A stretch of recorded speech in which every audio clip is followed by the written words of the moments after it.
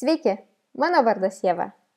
Noriu Jūs pakviesti skirti 1% gyventojų pajamų mokesčio sumos darbo partijai. Tai padarysime labai lengvai. Savo naršyklės viršuje pasirenkate deklaravimas.vmi.lt. Pagrindinėme puslapyje pasirenkate, kaip prisijungsite. Turbūt daugeliui tai patogiausia padaryti per elektroninės bankininkystės vartus. Šiuo atveju išrenkuosi DNB, įvedu savo prisijungimo kodą, kiekvieno jis yra skirtingas. Taip pat įvedu PIN kodą ir slaptažodį. Per šią sistemą galite ne tik skirti paramą paramos gavėjams, tačiau ir deklaruoti savo pajamas, turtą bei privačius interesus. Šiuo atveju mes susikoncentruokime į paramos skyrimą. Paramos skyrimo laukelyje galite pasirinkti peržiūrėti savo istoriją arba iš karto pasirinkti formą pildymui. Formos numeris yra FR0512. Čia pasirenkame gaubliuką su skaičiavimo mašinėlė nedidelė, spaudžiame ant jo. Ir štai mes esame jau dokumento viduje. Čia pasirenkame pirmiausia mokestinį laikotarpį 2015 metai ir tada jau renkamės gavėjo tipą. Noriu priminti, kad viso jūs turite 3%. 1% galite skirti politinėms partijoms, 2% įvairioms biudžetinėms įstaigoms, nevyriausybinės organizacijoms. E1 laukelėje pasirenkate 1, E2 laukelėje jums reikia įvesti gavėjo identifikacinį numerį, kitaip tariant, juridinio asmens, tai yra darbo partijos kodą.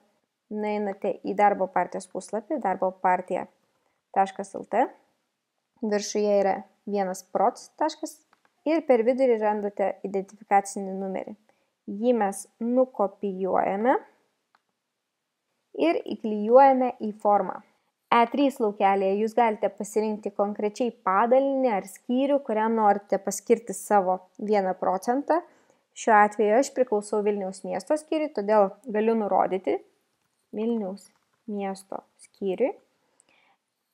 E4 laukelėje jūs galite pasirinkti mokesčių dalies dydį, tai yra mes įrašome 1%.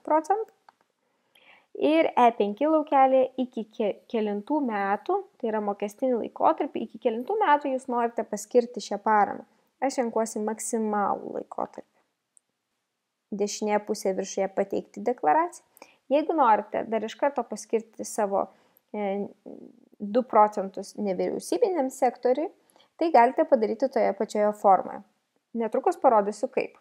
Taigi, antroje eilutėje renkatės 2, tada E2 laukelį jums reikia rašyti gavėjo identifikacinį numerį. Šiuo atveju aš norėčiau paskirti 2% jaunimo organizacijai darbas.